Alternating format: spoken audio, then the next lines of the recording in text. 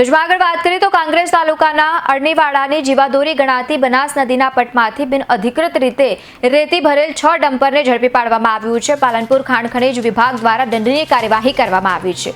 ગ્રામ્ય વિસ્તારોમાંથી પસાર થતી બનાસ નદીના પટમાં રેતી ખનન કરતા તત્વો સામે પાલનપુર ખાણ ખનીજ વિભાગની ટીમ દ્વારા કાર્યવાહી હાથ ધરવામાં આવી છે। 6 ગાડીઓને પકડીને કાર્યવાહી કરાઈ છે, પરંતુ લીઝને અંદર 27 ગાડીઓ હતી અને 2 મશીન પણ ચાલી રહી હતી, તો તેને કેમ પકડવામાં ન આવી તેને લઈને ચર્ચાઓ થઈ રહી છે।